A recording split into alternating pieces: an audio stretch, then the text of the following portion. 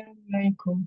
Um, in this beautiful, beautiful challenge from trials to tribute, well, from trials to tranquility, uh, you're going to discover many techniques and strategies, but also you're going to become more self-aware of what is it that we would call consequence that you need to bear if you don't understand the alchemy of challenges, trials, tribulations, as we call them in Arabic, ibtila.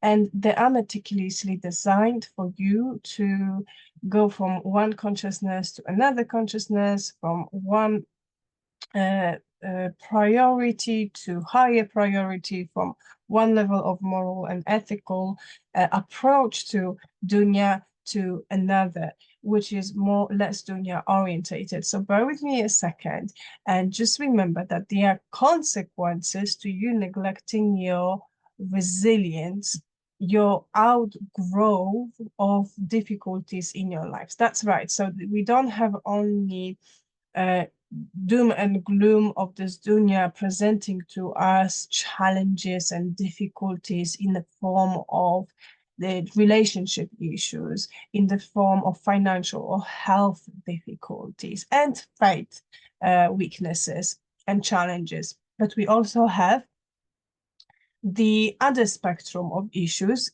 on our journey of strengthening ourselves, and that is the almost juggling of your current consciousnesses. There are many consciousnesses that we possess, but today I want to talk to you about main consciousness levels, which are going to show you why you ending up paying double price for ibtila, for challenges and trials in your life. And you know, the list of those challenges, the list of those issues that we have to bear in the dunya goes on, and they make us fall into bereavement, they make us fall into despair, hopelessness, even sometimes angry mode with God, who's supposed to be our caring figure. And that is a very slippery slope situation for our faith, for our iman, because many of us, we might even become angry with God and leave the faith in itself. And that is something that is really sad, because if anything, holding on to the rope of Quran is the prescription for success. Um, Holding on to the rope of Quran um, uh, also supports you and me in not being divided, meaning you don't find divisions in relationships, you don't find divisions in families, you don't find this divisions in societies, but also within yourself. So you can experience uh, contradictions within yourself. That is feeling almost divided as well, isn't it? And again, that list of consequences, other than weakening your faith, weakening your own sense and your relationships of sense of relationships, weakening your relationship with yourself, and feeling that there's no purpose, no directions, no hope really for you, are one of the most dangerous ones. But I would add to it also the empathy and compassion, laws of empathy and compassion. And those are very important because in Islam,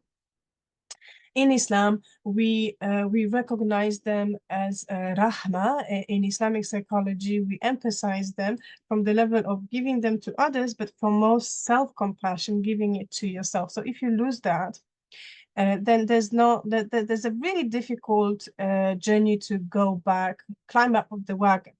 Um, Allah subhanahu wa ta'ala created us from rahmah, from mercy, from compassion, and He sort of decides who is going to receive it on the day of judgment. But at the same time, He holds our heart in His hand, and He decides for whom it is going to be easier to get back to Him in this dunya, and for whom it's going to be more difficult. And all those paths, they are valid because all of us are different. We are individuals and we have different potentials.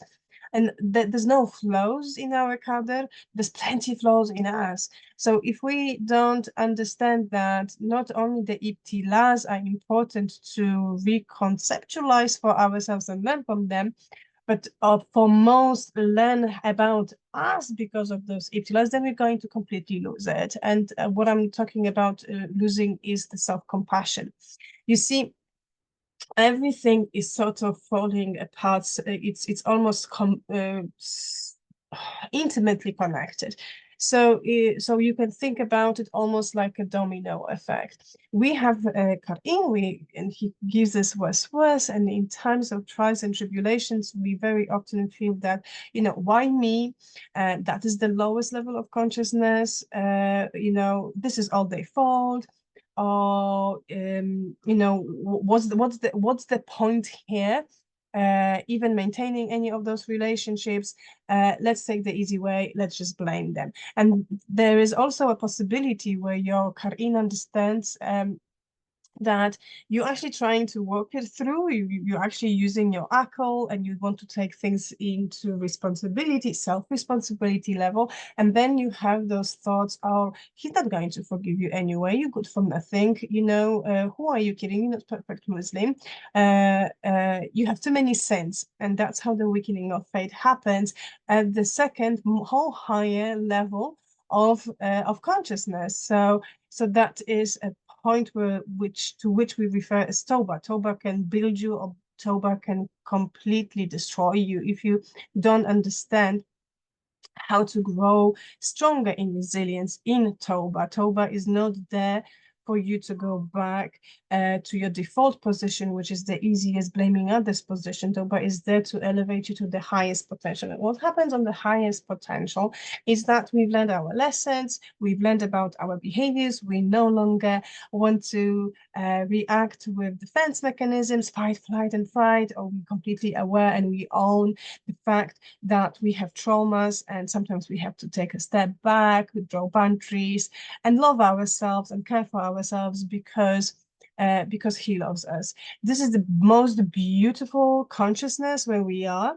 And what I want to say to you today is that there are traps there as well. And one of those traps is that we think that this is it. That's all I need. That's what it will do for me. So we go and we pray and make dua, and we cry, and we I don't know, give sadaqah.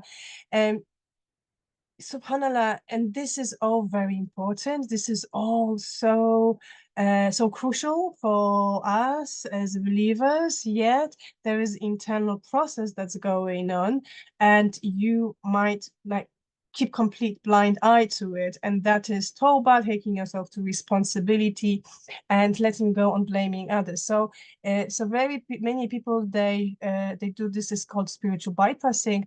They think that they all of it, yet they didn't even unhook themselves from the lowest consciousness. And by lower consciousness, I mean here Amara.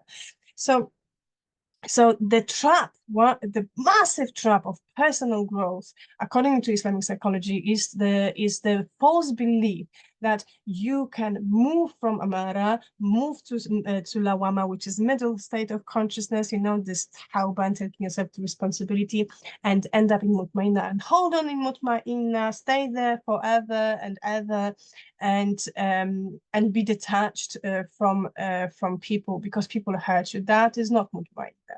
Mutmainna is coming back to people despite they hurt you, and making sure that they don't hurt you because you don't allow to take those things personally. That is Mutmainna. Now, and then take pleasure out of it. That is mutmainna. Why do we have those instructions about diseases of the heart, like backbiting? There are people at the level who are happy when others are backbiting them, because they say, yes, I have something to show off on day of judgment. This is their bad deed, and I'm going to take some good deeds from them. So this is good. This is brilliant for me. So just think about this. We are so focused on reputation, so focused about external validations, but at mutmainna, at the highest level of consciousness, none of this exists. Actually, you almost thinking backwardly.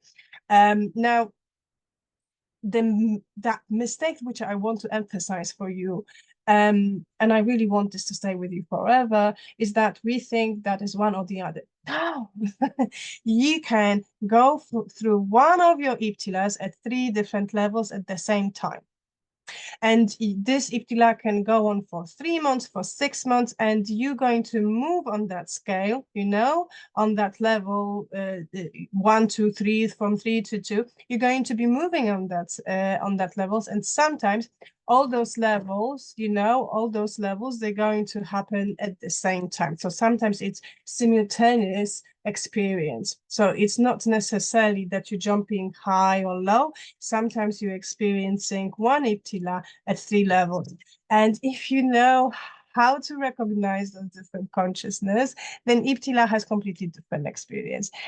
You know where to draw boundaries, you know how to protect and prevent yourself and your family, but at the same time, you know how to forgive, you know how to love yourself for your mistakes, you know exactly in front of your eyes what is it that you need to change at the level of your spiritual heart, and this dunya has completely different dimension than for you. So this is what I'm going to teach you on From Trance to Tranquility 5 days challenge, with me in a WhatsApp group, with homeworks, with live lectures, with support throughout 5 days on the platform, a social media platform called WhatsApp. And I would say that this is the best of my challenges so far, and I can't wait to see you there, because I know I'm going to see you there. Assalamu alaikum wa rahmatullahi wa barakatuh.